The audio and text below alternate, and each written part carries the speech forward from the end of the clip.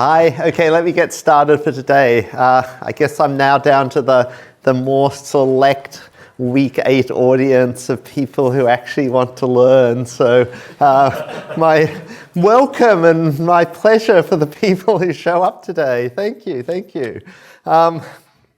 Okay, so what I want to do today is principally sort of talk about a couple of other neural network techniques which can be used for language. I mean, in some sense, these two techniques are, ones that people aren't using very much these days, and that's partly why they get sort of stuck towards the end of the course, because we try to teach people early on in the course the most essential things that you should definitely know about. But, you know, the fact of the matter is, you know, in any scientific field, there are different ideas and techniques that bounce around, and it's good to know a few of the different ideas that are out there, because often what happens is people find new ways to reinvent things and put things together and see different insights from them.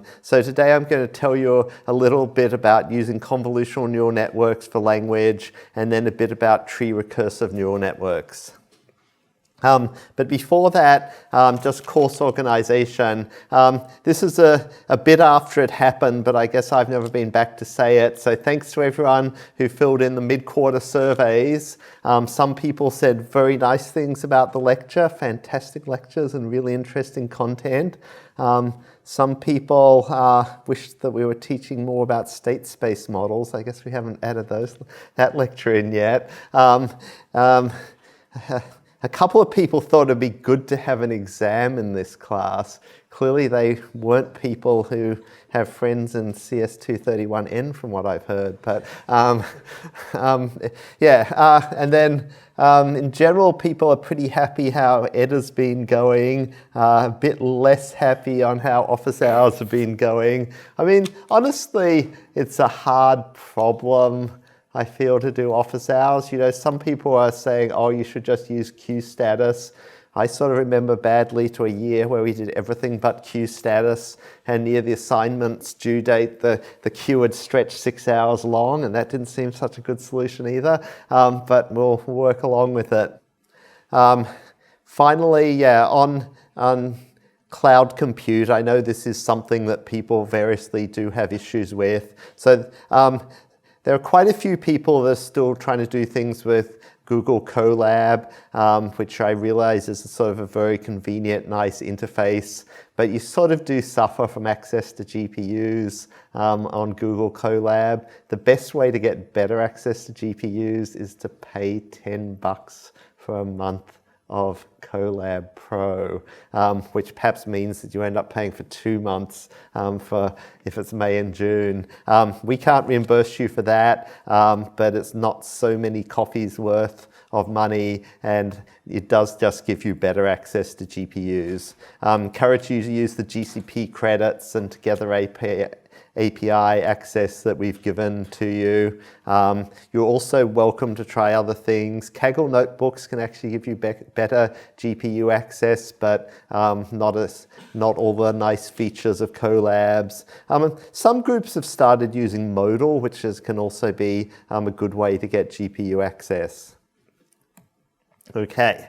That was the intro to that. And so now I wanted to sort of talk about convolutional neural networks for language. I mean, these slides are sort of positioned a bit as convolutional neural networks versus RNNs, as opposed to versus transformers. I mean, that's partly, you could say, because I haven't updated my slides enough, but in another sense, that's partly because that's how the ideas of convolutional neural networks really were explored. It was in the days when most people were using recursive neural networks for NLP. A few people set about saying, hey, maybe we should use convolutional neural networks for language as well.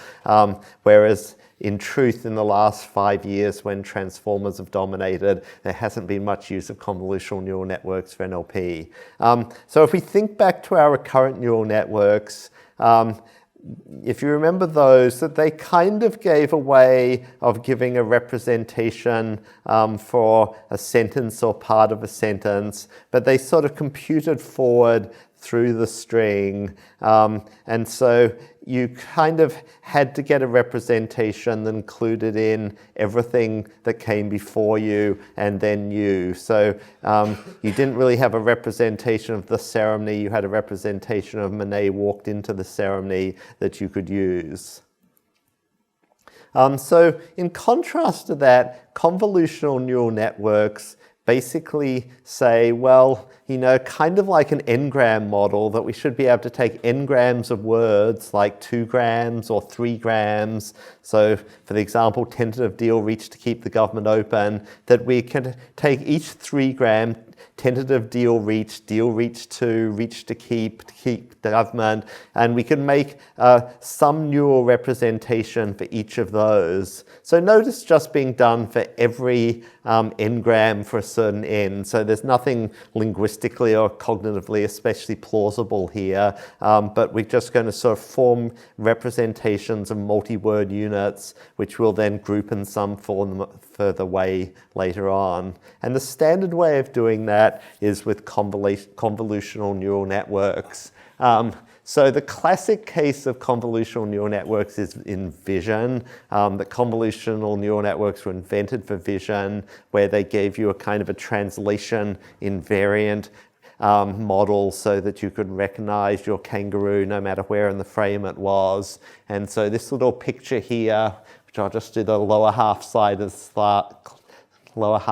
slide, is sort of what a convolutional neural network is doing in 2D vision. So the convolution is like a mask that you're sliding over the image, and the mask is defined by weights, which are the little things shown in red.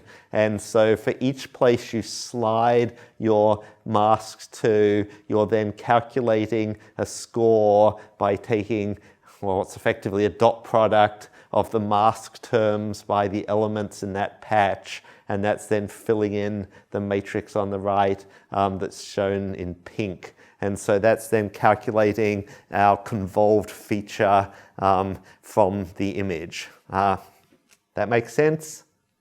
Yeah, so, well, what happens if we then want to do that for language? Well, you know, for language, we don't have a 2D picture. We've got a 1D picture. We've got a sequence of words. So we can have tentative deal reached to keep government open. So each of our words will have a word vector. I'm using 4-dimensional in my examples to keep it compact on my slide.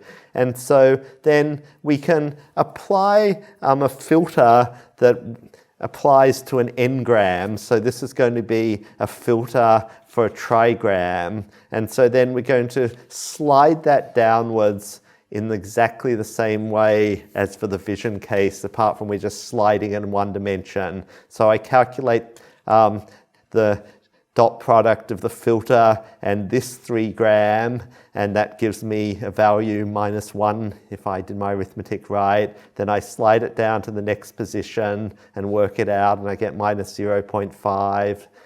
Slide it down, get the other values. And then typically I can add on a bias term. So my bias is +1 in this example, and then I'll stick it through a nonlinearity like a sigmoid or something like that. And so I'll be calculating a vector for a term for each of these 3 grams. And so that is a convolution for a single filter.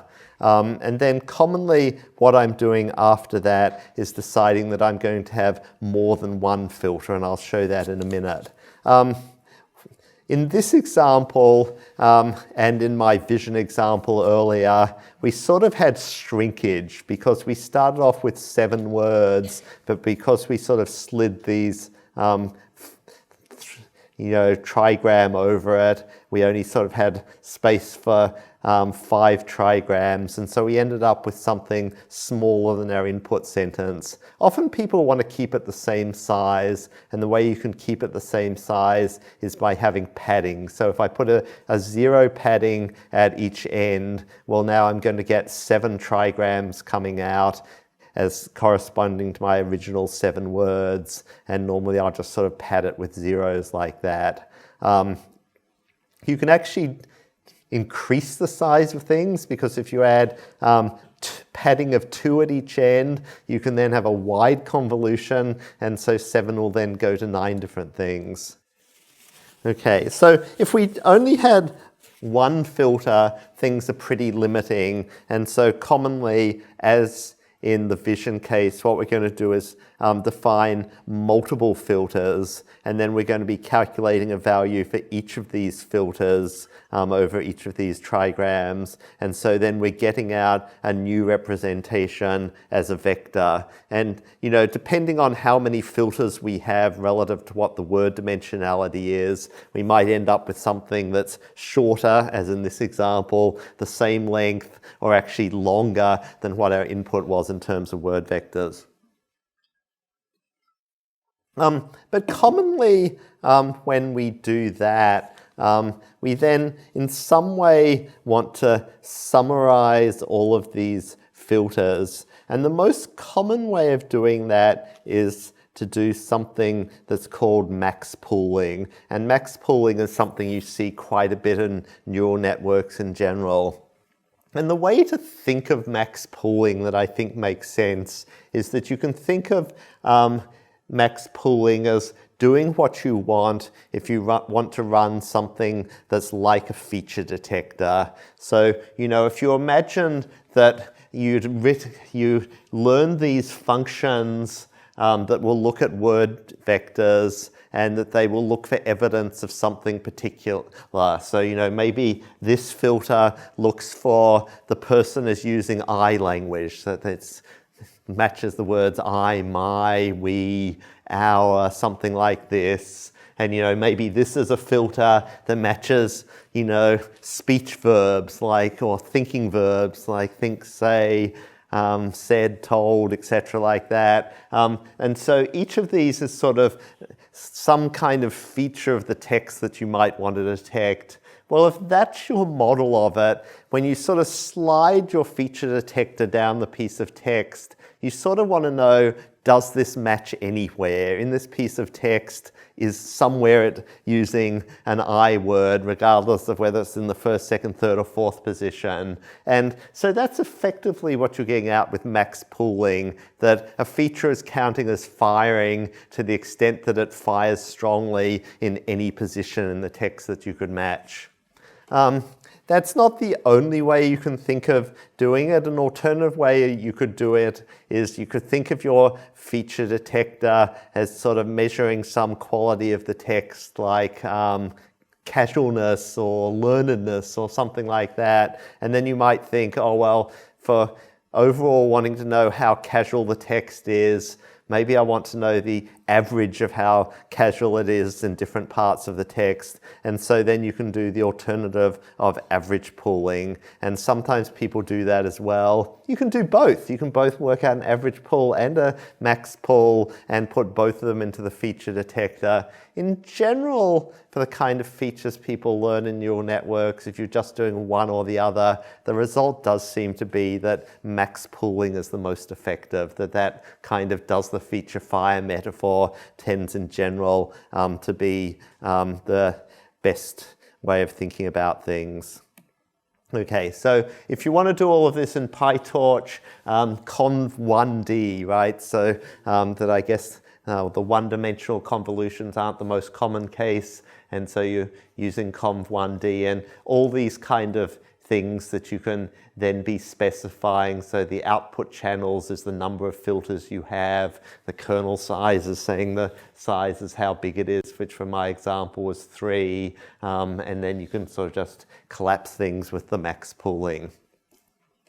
Okay, there's a space of other things that you can also do with convolutional neural networks, which I think are sort of less useful and less used in language cases, but I can sort of say them quickly. So one thing you can do is sort of have a stride, because when we sort of did every trigram of sort of 0 tentative deal, then tentative deal reach, then deal reach 2, you could feel like, well, they're overlapping each other a lot. So they've actually got very similar stuff in them. And that would be even more so if we weren't using 3 grams, we were using something like 5 grams. So something that you can do is the stride is sort of how much you move along. So if you move along 2, you'd have 1 trigram that's padding tentative deal, and then the next one would then be deal reach 2, and then the next one would be to keep government, so that they're overlapping by less as you go through it. Another thing that you can then do that's sort of stride-like is rather than doing max pooling over the entire thing, you could do more of a local max pool. So you could think that, well, I want to have this feature detector for something like use of I language, but if it's a big long sentence and there's I language at 4 different points, maybe you should get 4 points for that rather than just sort of the 1 point that you're going to get from max pooling. So you could sort of do local max pooling sensitive to the stride. So here I could look at the first 2 of these and max pool those 2, then the next 2 and max pool those, the next 2 and max pool those, and the next 2 and max pool those, and you could sort of then end up with this sort of local max pooling as you go along. Okay, and then one other idea that's sort of related that you can do is, well, another way of capturing sort of does something match in multiple places is rather than only keeping the 1 max in each column, maybe you could just do a K-max, so you could keep the 2 maximum things in a column, and that might also be a way of seeing whether something is detected in 2 places or not. Okay, then I've got lots of notions here. Okay, so dilation is then the notion that what we'd like to do is sort of form our trigrams not only as adjacent things, but things that are spaced out. So after having done our first layer of convolutional filters that took trigrams that got us to the sort of top right part here, we could then do a dilated trigram convolution, which means that we're going to take the first, third, and fifth things and combine them in a convolutional filter, and then we'll take the second, fourth, and sixth things and combine them in a convolutional filter. And so we've then got a trigram filter, but it sort of has a bigger range of size that it can see. And that's sometimes used, more commonly used in places like speech than in natural language. Okay, so those are the kind of tools we have for calculating things with these convolutions over text. And so next what I want to do is tell you about a couple of pieces of work that made use of convolutions for natural language processing. I guess this is a decade old now, because this is from 2014. This is the single most famous piece of work that made use of convolutional neural networks for natural language processing. And Yoon Kim is now an assistant professor at MIT. I mean, in retrospect, it's sort of actually pretty simple, but I guess, he got in early with the idea of, hey, maybe we could use convolutions for NLP, and did a kind of a clear example of that worked pretty well. And so this piece of work is very well known. So this was writing a sentiment classifier. So looking at a sentence and deciding whether it's positive or negative. And actually for both the kind of models that I'm going to talk about today, we're going to use examples that are doing sentiments classification. He also considered other tasks, subjective or objective language, question classification as to what they were about, but the main application was doing sentiment analysis.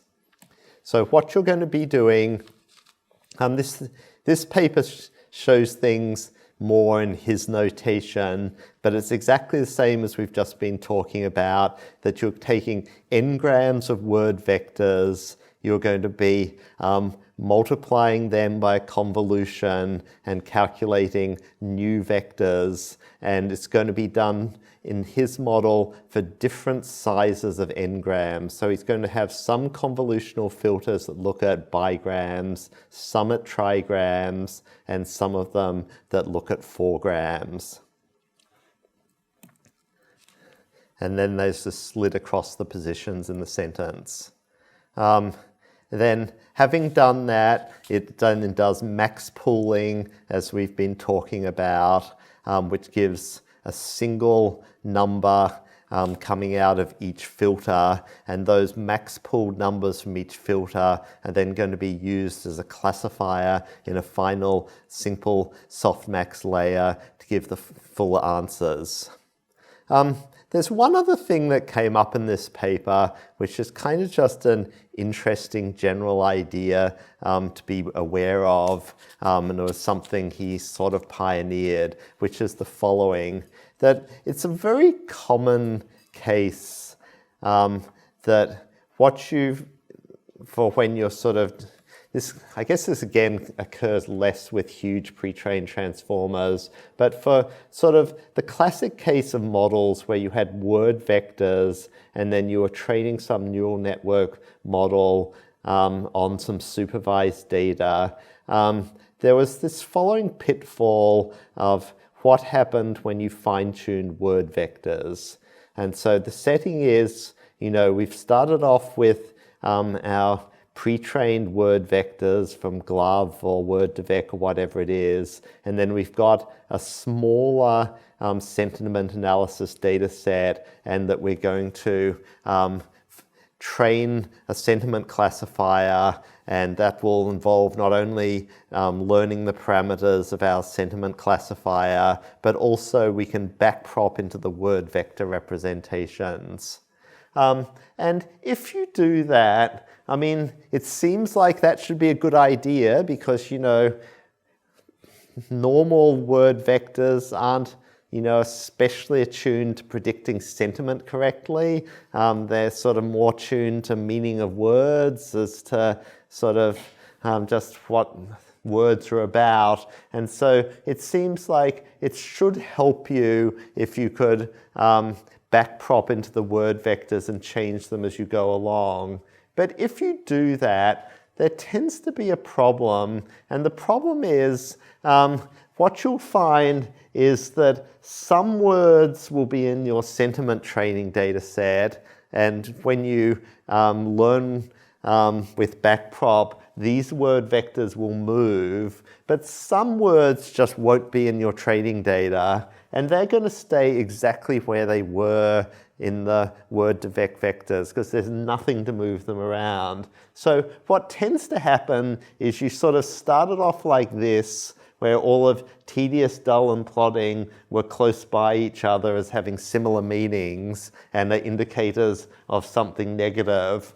But after you've done your training, tedious and dull as part of backprop have moved over here, where they're part of the negative land, and the classification boundary has moved over here. But plodding wasn't in the training set, so it's just sitting exactly where it was at the start of the process, and now it's being treated as a positive word, which is completely wrong. And so that's tended to have the result that when people sort of train a language neural network on a small supervised data set, you got kind of ambivalent results that sometimes doing backprop into the word vectors would help because you could specialize your word vectors to your task. But sometimes it would hurt you because of this kind of effect that you sort of messed up the semantic relations that applied over that were captured reasonably well in the initial word vectors. So the way that Yoon Kim dealt with that was a fairly simple way. He just doubled his number of channels. And so he made 2 copies of each channel each filter in his convolutional neural network, and for one of them it used the fine-tuned word vectors, and for one of them it kept the original word vectors, and then he could have the best of both worlds. Okay, so this picture captures the sort of whole of his network. This picture actually comes from a follow-on paper which produced this nice picture. So we start off with a sentence, "I like this movie very much," which should be classified positive. So we have words and their word vectors. And so then you're going to have convolutional filters that are both bigram filters, trigram filters, and fourgram filters. And at each of those sizes, you're going to have ones that work on the unfine-tuned word vectors and the fine-tuned word vectors. And so you're going to put these filters and slide them over the text and get representations. And the way he's doing this, the filters are done without padding, so that the fourgram filters, you're getting smaller vectors coming out, and the bigram filters, you've got bigger vectors coming out. And so then for each of these, you're then going to max pool. So you're just getting the highest value from it, and then you're getting the highest value from the ones with the fine-tuning of the word vectors and the ones not. And so you're getting one feature out of each filter. You're then concatenating all of those max pooled outputs together. So you're getting then one vector for the entire sentence, which is of fixed size, reflecting the number of filters. And then you're just sticking this as a straightforward linear classifier into a softmax that's then giving you a probability over positive or negative. And that was the entire model. And the interesting thing was this actually worked pretty well for natural language classification tasks. So this is a big table of results from his paper. So there are sentiment data sets like the Stanford Sentiment Tree Bank, 2 versions of that. Movie reviews is another sentiment data set. There's a subjectivity classifier. The TREC was the kind of question type classifier. So various data sets, and that, you know, various people, including us at Stanford, I guess all of these Sotra et al. Results were ones we were doing at Stanford, had built lots of models on various of these data sets. And his argument was that by using this simple convolutional neural network, you could do as well, sometimes better, than any of these other models that were being considered at the time for sentiment analysis.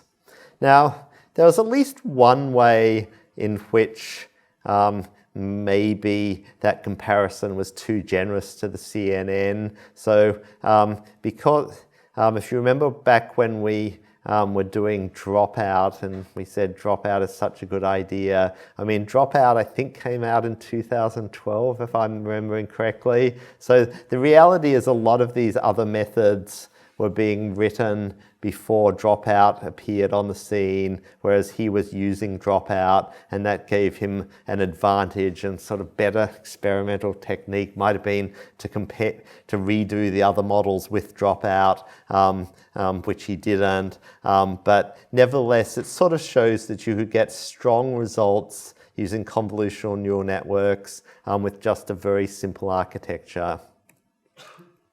Yeah, so that's one more thing that you can do. And so, I mean, the thing to think about here is, you know, we have this sort of toolkit of ways that you can do things. We started off with word vectors and bags of vectors, which you could use for simple classification. We talked early on about window models. And, you know, window models are sort of like what you get for convolutional neural networks, but sort of more ad hoc. Then We have convolutional neural networks, which are definitely good for classification and very easy to parallelize, which is good. Then we talked about recurrent neural networks, which seem to be cognitively plausible, reading through sentences from left to right, but aren't easy to parallelize. And then we've talked about transformers, which to some extent is our best model for NLP and is being used everywhere. And indeed, what's happening now is that things are going in reverse and people are increasingly using transformers for vision as well, though there's still, I think, more debate in the vision world as between CNNs and transformers, with some people arguing that both of them have complementary advantages. Okay, couple of other just facts on the side, and then I'll show you one other bigger, fancier convolutional neural network model for language. So we talked about, for transformer models, the use of layer normalization, which sort of keeps the size of the numbers in the middle layers of the neural network about the same by giving zero mean and unit variance. There are slightly different ways that you can do that. For convolutional neural networks, a standard thing to be using is batch normalization. And indeed, batch normalization was the thing that was invented first. And sort of layer normalization and batch normalization are sort of doing the same thing of sort of scaling numbers to give them zero mean and unit variance. But the way that they differ is sort of under what dimensions they're doing their calculations. So that layer norm is calculating statistics across the feature dimension, whereas batch norm is normalizing all the elements in the batch for each feature independently. Okay, one other little concept that turns up, which actually sort of connects a bit to transformers as well. There's this sort of funny thing that you can, all of what I've presented so far was sort of convolutions that are some n-gram, bigram, trigram, 4-gram. And so they're also size 1 convolutions. And at first sight, that seems to make no sense at all, because what's the point of doing a size 1 convolution, because you've just got one thing and it's staying just one thing. But it actually does make sense, because it corresponds to having a little fully connected layer that's only looking at the representation in one position. So in a language term, it's taking a word vector and putting it through a fully connected neural network to produce a new representation just of that word. And that's sort of actually what we also have with the fully connected layers and transformers, right? That you've got a fully connected layer that's just at one, subword token position and calculates a new representation for it. And so that's allows you to sort of create new representations with actually many fewer parameters than if you're allowing a fully connected layer across the entire sentence. Okay, and so this is then a more recent version of a convolutional neural network, still again used for text classification, but a much more complex one, from Conneau et al. In 2017. And again, this was still at the stage in which LSTM sequence models were dominant in NLP. I guess in 2017, this is sort of the same year that the first transformer paper came out. And, the motivations were sort of comparing vision and language. And so at that point in time, convolutional neural network models in vision were already very deep models. So people were using things like ResNet models that had 30, 50, 100 layers in them. And that stood in stark contrast to what was happening in the LSTM world for sequence models, where commonly people were just using 2-layer sequence models. And if you were wanting to go further, you might be using a 3-layer sequence model or a 4-layer sequence model, or occasionally, if you got really, really deep, people had used 8-layer sequence models if they had a lot of data. But essentially, it was always in a single digit, the number of layers.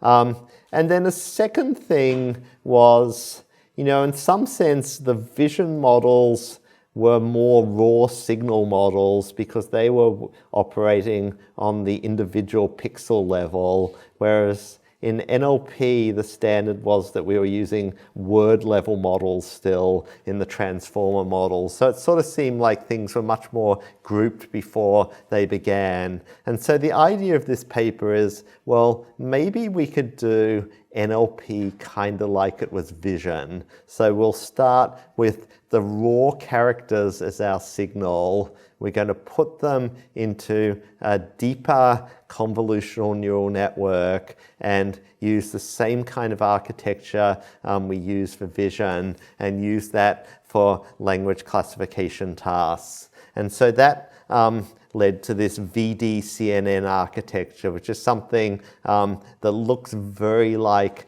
a vision system in design. And so what do we have here? So at the bottom, we have individual characters, and the individual characters get a 16D representation, and then you've got some sort of size of piece of text that you're classifying, which for them was 1024. And then at each stage, we're then going to have convolutional blocks. And so these convolutional blocks have a whole bunch of filters, but they're also then going to group stuff together so that we're kind of sort of starting to collapse into multi-character units. So we're starting off, first of all, having 64 size 3 convolutional filters. And so that gives us a representation of 64 times the window size. And then we're going to do that again and put it through another set of convolutional filters of size 3 and 64 of them, which gets us sort of up to here. And then at each point, we also have residual connections, which we also saw in transformers, but were pioneered in the vision space so that we have a path that things can just go straight through. But then when we get to here, we're then going to do local pooling. So each pair of representations here will be pooled together. And so at that point, we've no longer got a length of the initial length of 1024. We've now got a length of 512. So now we're going to be putting it through, again, sort of trigram convolutions, but now we're going to have 128 of those channels. We're going to repeat that again, and then we're going to again group with pooling. So now we're going to have 256 long sequence because we've done local pooling of each pair. And we're going to then have 256 filters at each stage, and we go up, and then we do local pooling again. So each of them is now representing an 8 gram of characters, and we're putting trigram filters over those 8 grams. So really the amount of a sentence that the convolutional filters is seeing at this point is 24 characters. So, sort of seeing something like 6-word sequences or something like that. More convolutional blocks there. Then there they then do this K-max pooling. So some of the ideas from the beginning of the lecture do show up. So you're then doing K-max pooling and finding the 8 highest activations in the sequence. And that sort of makes sense for something like a text classifier, because you want to count up the amount of evidence, right? If you've got some category like, is this about, I don't know, copper mining, you want to be seeing whether there's a bunch of places in the text that's talking about copper mining.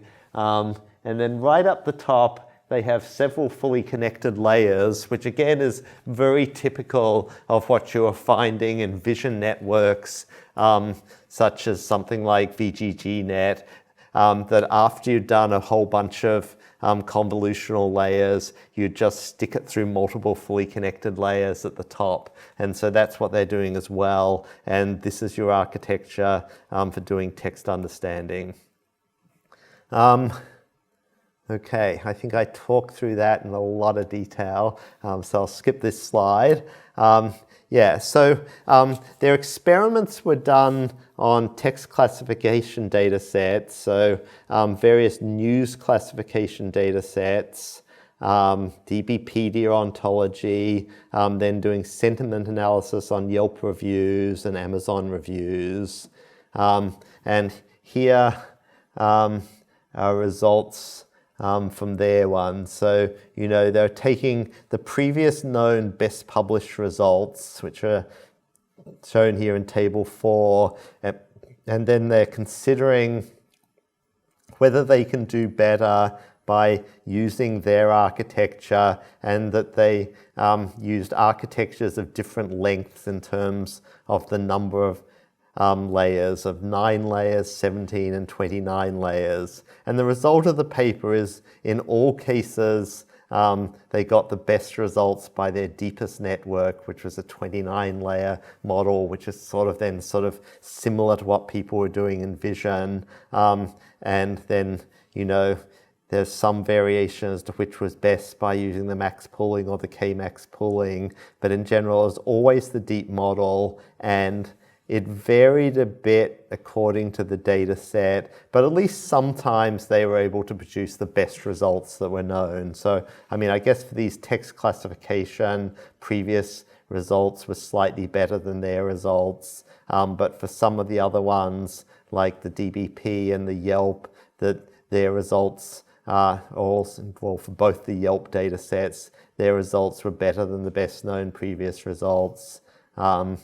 The Amazon ones, one was better, one was worse. But to a first approximation, this meant that they could basically reach the state of the art of a text classification system with something that was just a deep convolutional neural network starting from the character level, with none of the sort of having learnt word vectors in advance or anything like that. And so that was a pretty cool achievement, which showed that you could go a fair way in doing things with just this sort of raw character level convolutional neural networks, sort of more like a vision system.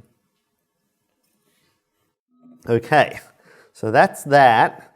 And then for the final piece of the class, I then want to tell you about something in the other extreme, which is about tree recursive neural networks. So tree recursive neural networks is a framework that me and students developed at Stanford. So, really, when I first got into neural networks starting in 2010, that sort of for about the first 5 years, that what me and students worked on was doing these tree recursive neural networks. And so they were sort of the Stanford brand. Ultimately, they didn't prove as successful as other things that came along. But I think they're linguistically interesting, and I think there's a clear idea here, which is still an idea that exists, and I think there's maybe still some things to do with, which I'll come back to. But the starting point is essentially being motivated by structure of human language. And so most of this slide is sort of filled by a paper from Noam Chomsky and colleagues sort of discussing their views of the human faculty of language, what it is, who has it, and how did it evolve. And I don't want to dwell on this in too much detail, but essentially in this paper, what they argue is that, the defining property of human language that's not observed in other things that humans do is having that language has this recursive structure, that you have this hierarchical nesting where the same structure repeats inside itself. So if you have an example like the person standing next to the man from the company that purchased the firm that you used to work at, what you have is the whole of this is a noun phrase, the person, headed by the person, and then it's standing next to, then the first square brackets here is another noun phrase, the man from, then inside that prepositional phrase there's another noun phrase, the company that purchased the firm, and then the firm is another noun phrase that has the a relative clause modifier of the firm that you used to work at. So we have these embedded layers of noun phrases with the same syntactic structure underneath them. And so for the kind of formalisms that we use in linguistics of context-free grammar, it permits the kind of infinite embedding of nesting, which is the same kind of nesting that you get in programming languages, where you can sort of use if statements and nest them as deeply as you want to, because you just have this same repeating recursive structure. Now, of course, human beings can't actually understand infinite recursion, and people don't actually produce infinite recursion that you could sort of say, oh, in practice no one's going to go more than 8 deep when they're saying a sentence. But in terms of the structure of what the language looks like, it seems like you should be able to do it infinitely deep. And when you actually start looking at the structures of sentences, they do sort of repeat over the same structure quite deeply. So this is an example of a pen treebank tree, which is sort of the best known constituency treebank. And so here's my random sentence. Analyst said Mr. Stronach wants to resume a more influential role in running the company. And well, what we end up with sort of, we have these nested things of verb phrases. So running the company is a verb phrase. Resume a more influential role in running the company is a bigger verb phrase. Wants to resume a bigger role in running the company is an even bigger verb phrase. And then said Mr. Stronach wants to resume a more influential role in running the company is an even bigger verb phrase. And so we have sort of 1, 2, 3, 4 verb phrases all nested inside each other. And so the idea was, well, maybe we should be thinking of sentences as having this kind of tree structure and computing representations of meanings of sentences in terms of this tree structure. So we have words that have representations in a word vector space like we saw right at the beginning of the class. But then we can have a phrase like the country of my birth. And the classic linguistic answer that you find both in linguistic semantics classes or philosophy of language is that we should construct representations of phrases using the principle of compositionality, which says that the meaning of a phrase or sentence is determined by the meanings of its words, which are our word vectors, and the rules that combine them. So maybe we could take the phrase structure tree of a sentence and combine the word vectors together by some means, and then we can construct a representation of the meaning of phrases in a more linguistic way, giving us a vector representation of the meaning of the phrase, which we could also put into our vector space. And we'd hope that a phrase like the country of my birth would appear in the vector space in a similar place to where words representing locations appeared. Okay, so what we want is to be able to start with word vectors and parse up a sentence. And as we parse the sentence, we're then going to be computing representations for the different phrases of the sentence. And so the difference here is now, you know, the difference between recursive and recurrent is sort of a fake difference, right? They both come from the same recur word, but rather than having the recursion just happening along a sequence as in a recurrent neural network, we're going to have the recursion happening up a tree structure, so we're computing representations for linguistically meaningful phrases. And so there's sort of what we're going to do with that is, you know, the easy case is if we know the phrase structure tree, we can take the representations of the child nodes, put them into a neural network, which could give us the representation of the parent node. But we'd also like to find the tree structure. And so a way we could do that is then get a second thing out of the neural network. We could get a score for how plausible something is as a constituent. Does it make sense to combine these two nodes together to form a larger constituent? And then we can use that in a parser. So formerly, the very simplest kind of tree neural network, and the first one we explored, was when we had two child vectors. We're going to be representing the parent vector by concatenating the two children, multiplying them by a matrix, adding a bias, putting it through a nonlinearity to get a parent representation P. And then we'd score whether it's a good constituent by taking another vector of learned parameters, which we'd do a dot product with P, and that would give us a score as to whether this was a good constituent to include in your parse tree. And the same W parameters were used at all nodes of the tree in the same way as a recurrent neural network kept using the same parameters. Okay, so if we did that, if we had that, we could build a greedy parser, because what we could do is we could start with all the word vectors, and we could just take every pair of words and put it through this system and calculate what the representation of that pair would be as a constituent, and then get a score as to whether it seemed a good constituent or not. And then we could just greedily decide this is the best constituent, the cat. And so if we do a greedy parser, we can commit to that. And then, well, we already still know the possibilities of combining other pairs of words. And we could just additionally score how good the cat combined with sat is.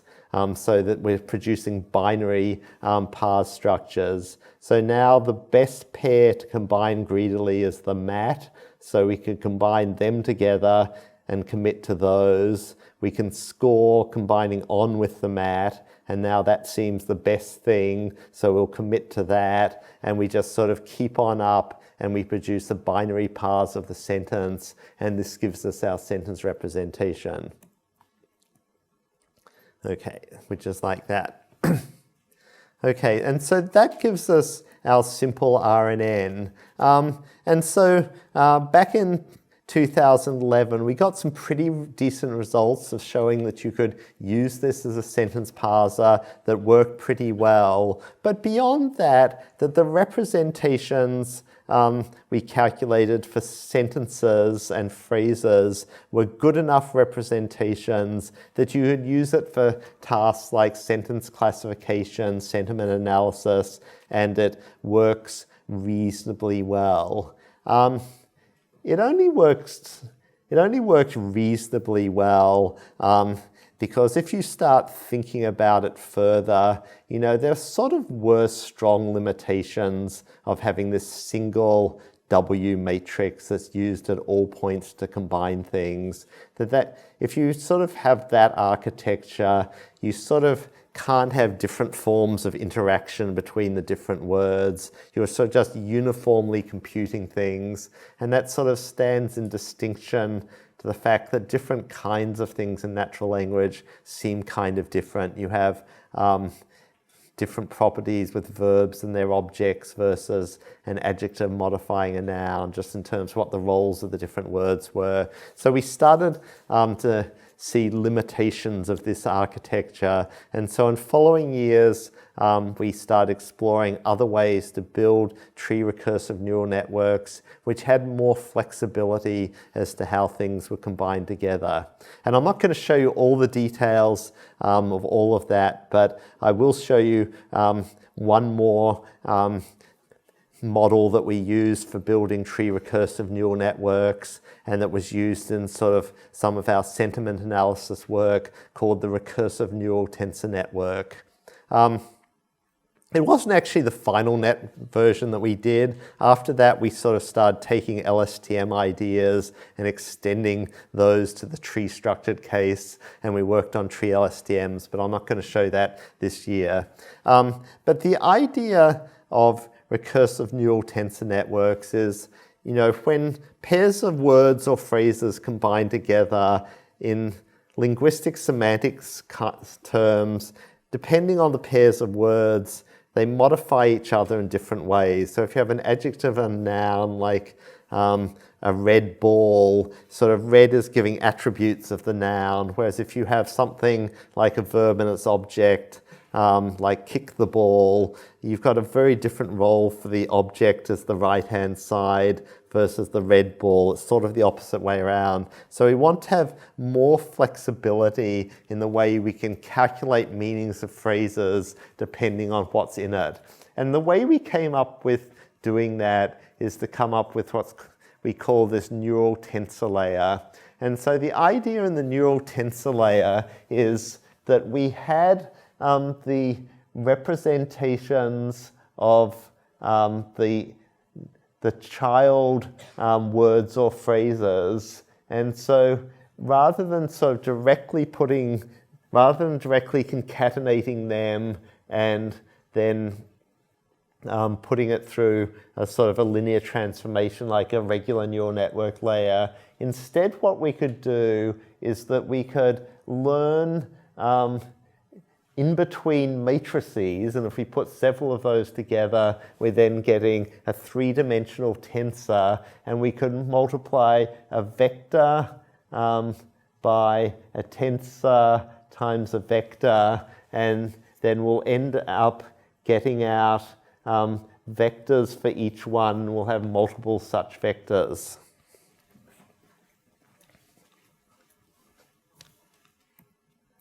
Okay, and the place that we applied this model is for this task of sentiment analysis. So let me just tell you a little bit more of what we did here, and this is sort of in fact going backwards to the Stanford sentiment tree bank that was already used in the Yoon Kim work. So the goal of sentiment analysis is to say whether a piece of text is positive, negative, or neutral.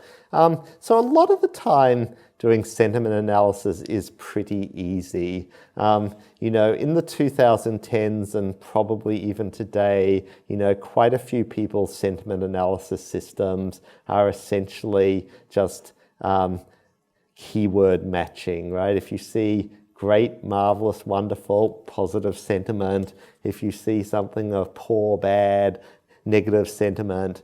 And so lots of the time you can sort of effectively do a kind of dictionary matching and get pretty good sentiment, especially on longer documents.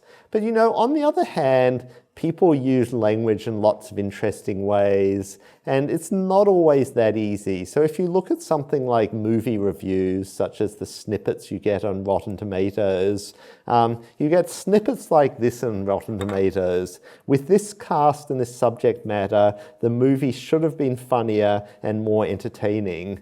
And if you just think of it as, okay, we're doing dictionary matching, there's the word entertaining, that's definitely positive. And funnier, that's positive. So there are two positive words, so this should be a positive review, but of course it's not a positive review. This is a negative review because it's saying, well, I'm just reading it out again, with this cast and subject matter, the movie should have been funnier and more entertaining, right? So the compositional structure of human language goes together to mean that these because it's buried under should have been, the funnier and entertaining are actually lacking, and so it's a negative review. And so these were the kind of examples that we were interested in, and saying, could we sort of actually understand the structure of sentences more and do a better job at sentiment analysis? And so up until this time, people had just sort of had pieces of text and a classification judgment of positive and negative. So we decided we were going to do more than that and come up with the Stanford sentiment tree bank, where what we did was parsed up a whole lot of sentences, almost 12,000 of them. And then what we were going to do is put sentiment judgments on every linguistic phrase of the sentence. So for something like this example, you know, with this cast is a phrase, no sentiment, so that'd just be neutral. Entertaining is a phrase, a one-word phrase. Its sentiment is positive. You know, funnier and more entertaining, that's a phrase, very positive. But then by the time we get embedded under should have been funnier and more entertaining, that's a bigger phrase. Its sentiment is now negative. And the movie should have been funnier and more entertaining. That's an even bigger phrase. It's negative. And so we were parsing up trees like that. And these examples are very small. I'll show you big examples later. But you can sort of just see that in the trees, there are blue nodes and orange nodes corresponding to positive and negative sentiment, reflecting units at the different sizes. And so the interesting thing is then this gave us a richer annotated data set, because it's not only sort of whole sentences or whole articles that were annotated for sentiment, we had annotations for different phrases. And simply the fact that you were annotating phrases meant that you could learn more from the examples. So that even if you were using something very simple like a naive Bayes classifier, because there are annotations on words and smaller phrases, you could learn a bit more about which were positive and which were negative. And so that was the first result, that we could, a baseline method of a bigram naive Bayes classifier, which is a very common sentiment classifier, that if you just trained with sentiment classifiers, you got 79% on this data set. If you trained using every node of the tree bank, you got 83%, so you got a 4% lift, and so that was kind of good. These other two lines show two of our early TreeRNNs, and the negative part of the result is they weren't really better than a bigram naive Bayes classifier. They were better than a unigram naive Bayes classifier, but a lot of sort of the extra information that you want to capture for sentiment analysis you can get from bigrams, because that can already tell you sort of not good, somewhat interesting, and things like that. But then, so the other hope was to have a more powerful model, and so that then led into use of this recursive neural tensor network, which allowed sort of the mediated multiplicative interactions between word or phrase vectors. And so we built that, and so then here are the results of that model that's shown in red. So by having our recursive neural tensor network, we were able to build a somewhat better neural network that performed at least reasonably better than a bigram naive Bayes model, right? That we were getting so about 2.5% better than a bigram naive Bayes model. So that was progress. But I think perhaps the more interesting thing isn't sort of the aggregate results, but the fact that because we were building up this model, the computed representations over a constituency tree, that it actually made judgments of different parts of sentences and how they combined. So here's a movie review sentence. There are slow and repetitive parts, but it has just enough spice to keep it interesting. So I hope you'll agree with the judgment that overall that's a positive statement about the movie. And so the recursive neural tensor network builds the tree structure of this sentence, and it says, you know, slow and repetitive, that's negative. There are slow and repetitive parts, it's all negative to here.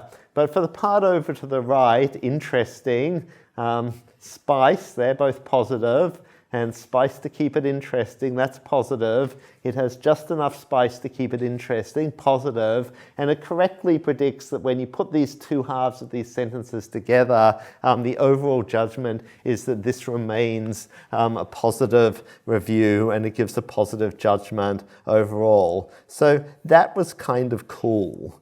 And in particular, the fact that we were building these phrase judgments meant that it seemed like we could actually do a better job of sentence understanding in the way that sort of any linguist doing linguistic semantics would like to see sentence understanding. So one of the things that neural networks, when looking at language, have often been faulted for and are still faulted for to this day using transformer models is you often find the result that neural network models just don't pay attention to negation, that you can be having some sentence and you can compare the sentence of, you know, a lot of students are studying for their final exams versus a lot of students aren't studying for their final exams, and the negation just gets lost, that it doesn't produce the differences in representation and meaning that you'd like it to.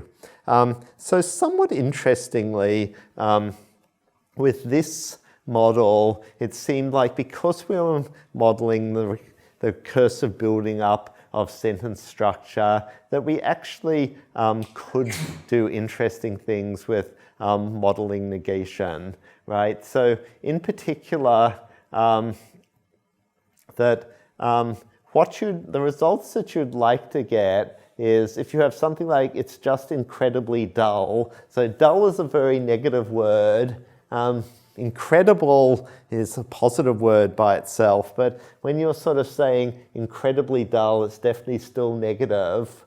And this, our recursive neural tensor network is correctly modeling it's just incredibly dull is very negative, despite incredible being a sort of positive word.